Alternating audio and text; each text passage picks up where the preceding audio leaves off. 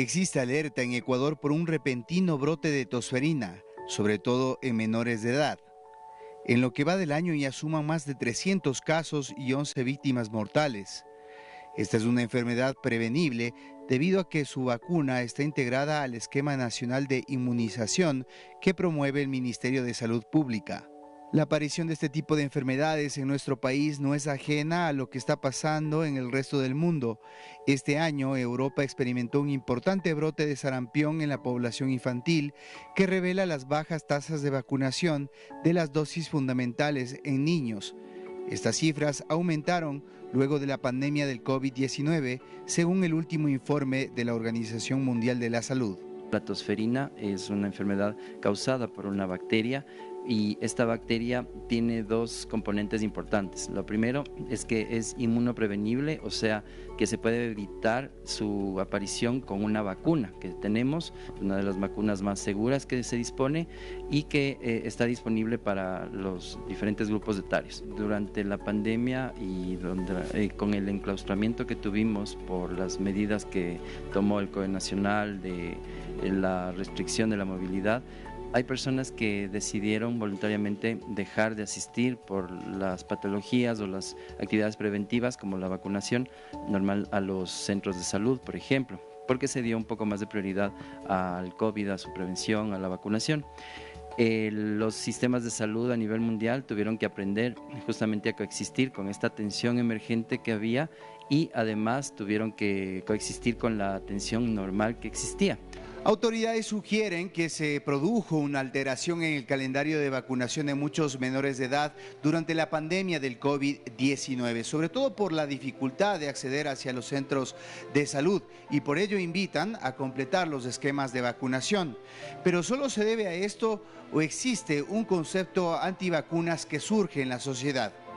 Es una de las fuentes más altas de que hayan bajado las tasas de vacunación, porque se han aprovechado de noticias o de alterar algunos efectos que pueden tener algunas vacunas como para venderlas de forma general y sobre todo de forma errónea a la población general. O sea, ya se ha comprobado, de hecho a raíz de la pandemia, la Organización de COVID-19, la Organización Mundial de la Salud acuñó este término de desinformación y justamente y lo acuñó como otra pandemia adicional, como otra epidemia a nivel mundial que nos afecta tanto la salud.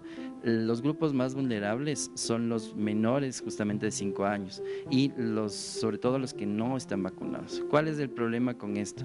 Que la vacuna ingresa a nuestro organismo para simular el efecto de la enfermedad y hacer que nuestro organismo genere unos anticuerpos que son defensas, básicamente, para que cuando nosotros tengamos contacto con la enfermedad propia, nuestro organismo ya sepa defenderse y que en el caso de que en algunas enfermedades nos llegue a dar esa enfermedad sea más tenue porque el organismo ya aprendió a defenderse previamente.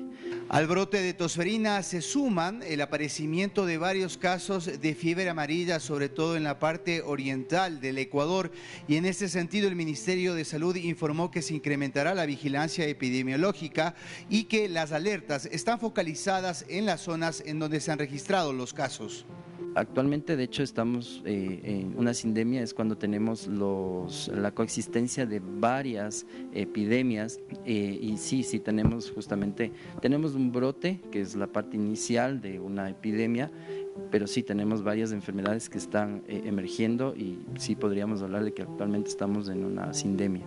A pesar de que lo ha hecho el gobierno, tenemos que nosotros mismos como población identificar cómo estamos en nuestro núcleo familiar, revisar nuestros carnets de vacunación y si es que detectamos que no estamos en la cobertura, podemos acudir a vacunarnos. El hecho de identificar los otros grupos que se pueden beneficiar de la vacunación.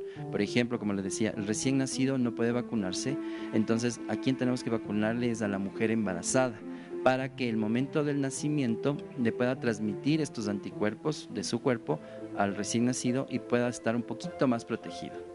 Si vemos a alguien que está enfermo, sería bueno que esa persona se haga ver y que trate de aislarse el tiempo que le den prudencial. Por ejemplo, si es que ya recibe un tratamiento antibiótico, los 5 días posteriores no debería estar en contacto con otras personas o utilizar la mascarilla si eso es lo que permite el médico. Después ya de eso la tasa de contagio baja normalmente.